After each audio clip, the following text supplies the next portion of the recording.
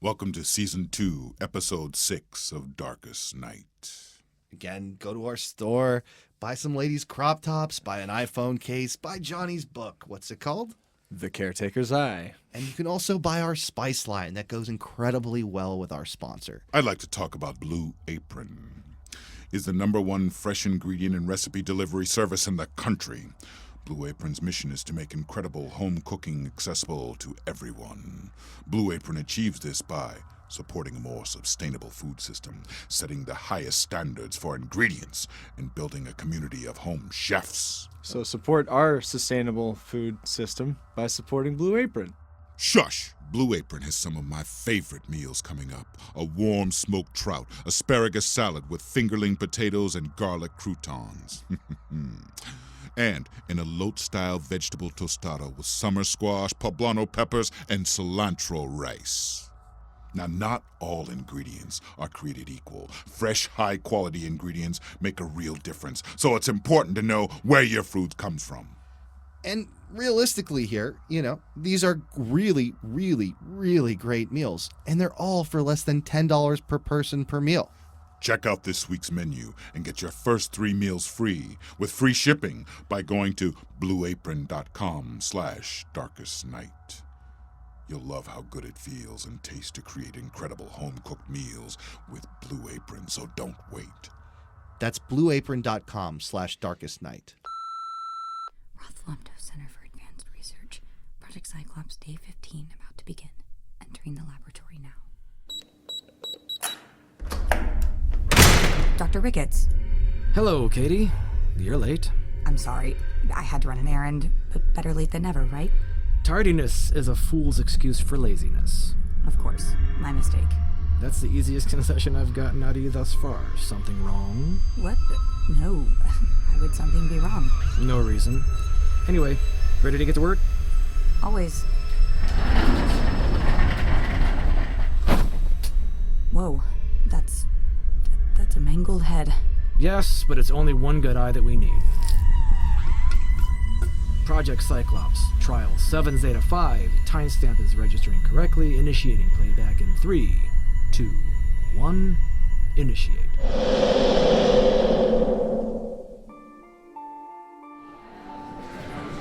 I'm so glad you finally changed your mind. Yeah, well, you did say that if I went on one date with you, you'd stop asking. I'm not taking no for an answer anymore. Yeah, I mean, I get it, but I really like you as a friend, Brian. You could see the disappointment in Brian's face as Alana uttered those words. His excited nature suddenly turned into one of sadness. He gently took Alana's hand in his. It's just, I was supposed to be on that plane, That could have been me. Alana let go of his hand and gave him a friendly pat on the back. She was intent on keeping this as casual as possible. And you were so hungover you missed your flight. And here you are, alive and well. Maybe try focusing on that. The bartender came out with 2 drinks and set them down in front of Brian and Alana. So, we have a vodka tonic for you, sir, and a Maui Wowie for the lady. On the house. Awesome! I love free shit. Well, one of the perks of being friends with the bartender. Alana smiled at the bartender, who winked in return. Wow, that is such a chick drink. I would never be seen in public drinking something like that. Oh, then it's a good thing I'm drinking it and you're not. Ouch! Okay, you've made your point. I'm just nervous. Ever since I met you at the party last year, this is all I wanted. Yeah, you've made that very clear. Alana guzzled the rest of her drink, slamming down the empty glass on the table. She blotted her mouth with a napkin and stood up from her seat. Gotta pee. Be right back. Brian watched as Alana scurried into the bathroom, a part of him nervous that she was going to leave him there. The bartender came to refresh their drinks. Sweetie, it's okay. That Alana is a tough nut to crack. Even Jessica Fletcher would struggle. I don't know. Feminists just never liked me. Well, that is a mystery. Just keep drinking. It'll be the best for both of you. As the bartender left to take care of his other customers, Brian scanned the other patrons at the bar. Couples kissing, friends doing shots, birthdays being celebrated. Everyone having a good time. He stared at Alana's rainbow cocktail, discreetly sliding it closer to himself. When Alana returned, her drink was back where she had left it. Okay, ready for round 2. Brian watched unexpectedly as Alana slammed down another drink, grinning as he slowly sipped his own. The night wore on. Soon it was near closing time, and the bar had almost emptied out.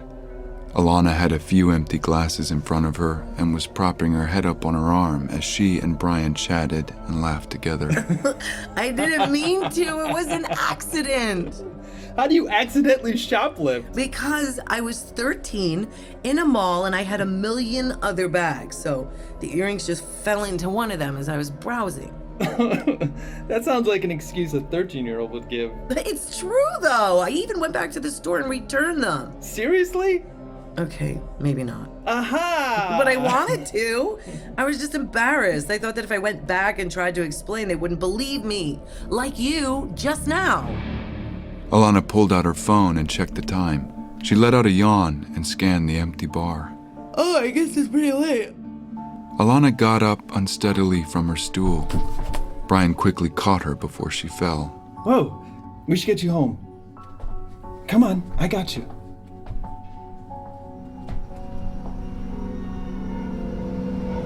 Taxi!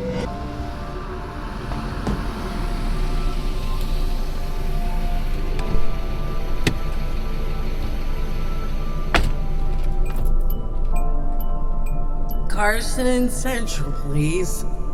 Alana lay across the back seat, her legs draped over Brian's.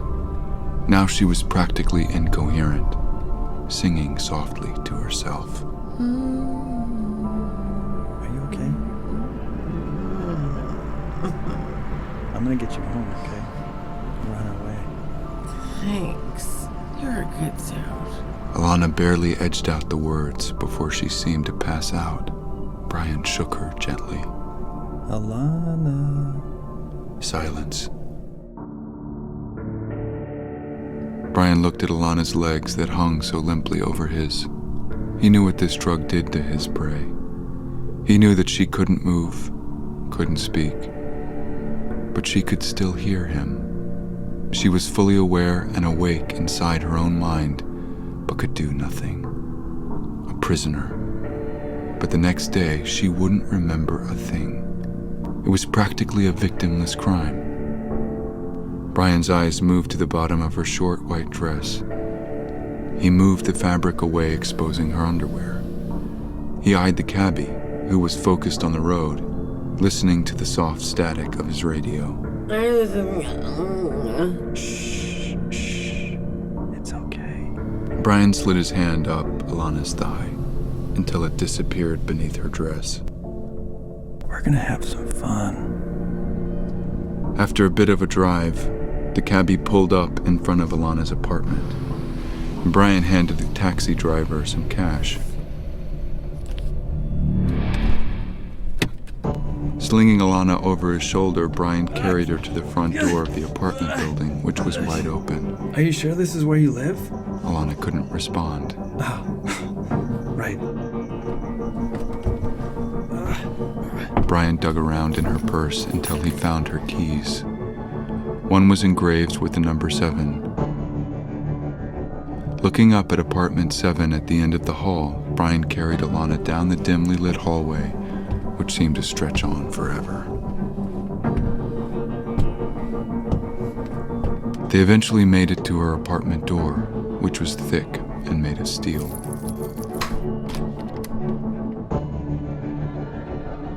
Brian opened the giant door to reveal a darkened studio apartment. He set Alana down as he looked for the light switch. His footsteps crinkled beneath his feet. Where the hell is it? Before Brian could finish his sentence, a hard object connected with the back of his skull. When he finally awoke, Alana was before him, standing upright and perfectly alert. Hey, buddy. Have a good snooze? What? Oh, my head. Yeah, you got a pretty nasty bump. You should be more careful. Brian tried to move but found himself tied tightly to a chair. He looked at his bindings, then at Alana. What the fuck is this? What are you doing? Well, I could ask you the same thing. Brian looked at his surroundings. The lights were on now, and he could see that the apartment was mostly empty, save for a few chairs and a wall of tools. The entire ground was covered with a black tarp. Oh my god, you're a psychopath! Says the guy who stuck his fingers inside of me while I was passed out.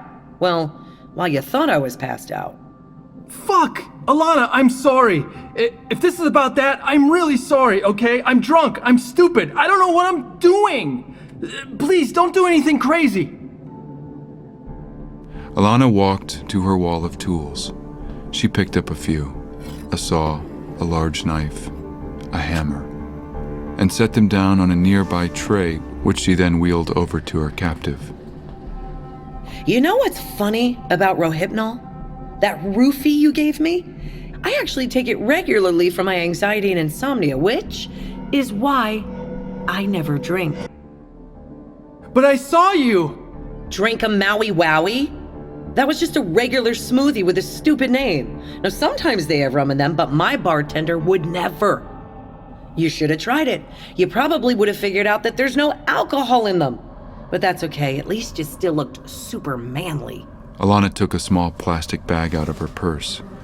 It contained a few pills, which she set down on the tray. Taking the hammer, she hit the bag of pills until it turned into a fine powder. Alana tore open the bag, letting the powder spill out. Great! You're a junkie too! You're awfully condescending for someone who is about to have sex with an unconscious girl. I thought we were having a good time. I thought if you loosened up, you'd be okay with it. Brian struggled hard against his restraints. Alana smiled as she watched. Okay, stop. To Brian's own surprise, he complied. What did you do to me? Gave you a little drug of my own. Well, technically the bartender did. Like I said, we're friends. What is this place? It's like a workplace. The company who hired me owns the whole building, so it's nice and discreet. Now be a good boy and stay where you are. Alana picked up the incredibly sharp-looking blade. She held it to the rope across Brian's chest and carefully slid it down to his groin, cutting only his restraints in the process. Brian tried to move, but found he couldn't. Ooh, that works nicely. What does? What are you talking about? We're just having a little fun, right?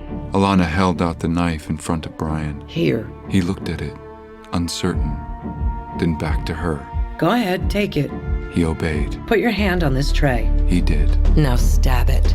To Brian's own horror, he took the knife and plunged it right through the back of his hand. Ah! Don't scream. I mean, no one's gonna hear you anyway, but it gives me a headache. Fuck! Fuck! That fucking hurts! What the fuck is wrong with you? Me? You're the one who just stabbed yourself. I didn't want to do that! You made me somehow! Alana snorted another line of the mysterious powder off the tray. Unbeknownst to Alana, however, a little of Brian's tainted blood had mixed with what she was inhaling. Let's see, how about those fingers, huh? How many girls have you violated with those disgusting, grubby little fingers? I bet you don't even wash your hands. Alana, please. I'm saying I'm sorry. And I'm saying that I want you to cut those fucking fingers off.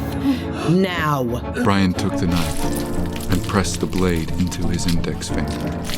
The bone crunched as he sliced it through, the blood squirting and spilling everywhere. Oh God! Oh God! Oh God! No! Oh God! Come on. One more. The middle one. The wiggly one. No! Brian used the knife to cut through his middle finger. Tears ran down his face as he watched himself mutilate his hand, unable to control his own body. There, much better. Just call police, please. I'll admit whatever I did. I'll go to jail, whatever you want. This isn't about what you did, Brian. Well, it sort of is, but not what you think. Not what I think. What? Then why are you doing this? Because it's my job. It's your job to torture people? You said you were a teacher! And 10-year-old me would have said those things were one and the same. But no, I'm obviously not a teacher, and it's not my job to torture people. It's to kill them. The torture part is just a fun little bit I like to add in, especially when the person is a despicable waste of a human. Alana snorted another line. Her eyes were big and wild. Her movements were becoming more manic. Why is it your job to kill me? You ask a lot of questions, man. It's really annoying. Oh, just tell me, please. I at least deserve to know that. You think you deserve things. That's what makes this so delicious. Take off your pants. Brian once more complied. His bloody hand made stains all over the rest of him as he slid his pants down to his ankles. Brian followed suit with his boxers. The loss of blood and trauma to his fingers was making him shake a little. Alana stared at his naked lower half. I knew it felt a little golden here. Alana, I am begging you, please, just stop this. And how many girls begged you to stop, Brian? All of them, I bet. Even the 11-year-old, the one from the Philippines. She didn't speak any English, of course, but she wanted you to stop. Trust me. How do you know about that? I work for some very powerful people. Now do me a favor and cut off your penis. The knife Brian wielded moved closer between his legs. No! Alana, please! No! Please don't make me! Cut it off.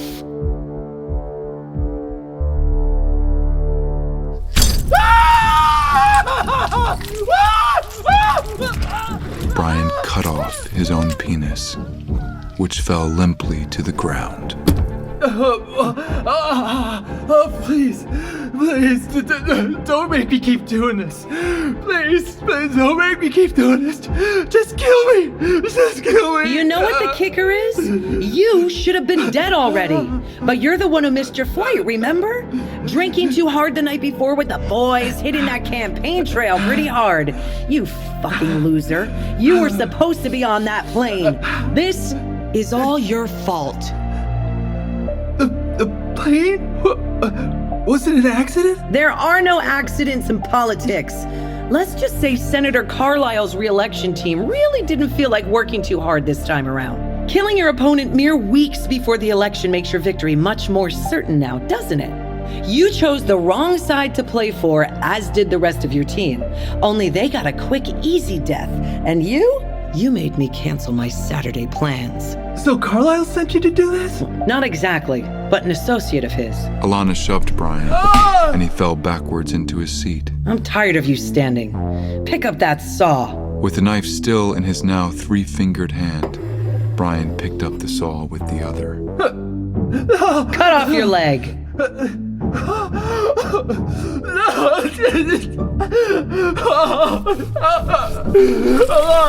Please, no more. But he was already doing it. Alana watched, her face expressionless, as Brian separated his right leg from his body. Brian's skin was turning yellow. The blood gushed out of the wound where his leg used to be. His quick, shallow breaths were starting to gurgle. He was becoming delirious. Stay with me, Brian. We still have another leg to saw. Alana inhaled another line of the white powder, still slightly mixed with Brian's infected blood. Saw it off! Let's go! But Brian didn't have the strength to cut off his other leg. He laid on the chair, convulsing. God damn it. Alana took the saw from Brian's limp hand and began sawing his other leg off herself. When she was done, she stood up and observed the gory scene. Alana dropped the saw back on the tray and wiped her bloody hands on her now blood-stained dress. Always when I wear white. Suddenly, Brian used his last ounce of strength to throw himself forward, driving the knife he still held in his 3-fingered hand into Alana's side. Oh, motherfucker! She threw him to the ground, grabbed the hammer, and swung at his head, beating his skull until there was nothing but pulp. Son of a bitch! Alana clutched her bloody side, limping towards her purse. She dug around in her bag until she pulled out a cell phone and made a call. The name on the screen: Roth Lobdow Center for Advanced Research. Whoa. If I ever see another individual cut off their finger against their own will, it'll be 3 times too many. On this we can agree. Who was that? How should I know? She called the center. She must work here. Even so, have you ever come across other employees here? No. The center's massive and highly secretive. You could work here for decades and never run to another soul. That actually sounds kind of sad. Does it? You've seen the lives of these people. Do you really think they're missing out on anything? Maybe not. I wonder if she's okay, though. If she was taken here, I'm sure she's fine. Lobdow is the leading innovator on experimental treatments. They can practically bring people back from the dead. They can? I said practically. But you've seen what they're capable of? Yeah, I guess by that standard, a stab wound is easily remedied. So we aren't gonna bring up the fact that we just saw another victim of this serum, or that we know for certain that Senator Carlisle is in cahoots with whoever drowned his opposition's private flight? Tis Katie, what did we agree on? No more conspiracies from you, and no more eruptions from me! Right. Roth Lobdow Center for Advanced Research, Project Cyclops, Day 15, completed. We are also so excited to announce that the first episode of our behind-the-scenes podcast, Talkus Night, is out now on Shudder. Go and check it out. Also, if you can't wait to listen to the next episode of Darkest Night, go to Shudder.com. Shudder is a new kind of streaming video service devoted to the best horror movies available from around the world. On Shudder, you can listen to Darkest Night ad-free, a week early, in lossless sound quality, and even receive exclusive access to bonus content like our behind-the-scenes podcast, Talkest Night. For a free month, go to Shudder.com and use the offer code Darkest Night. That's Shudder.com, offer code Darkest Night.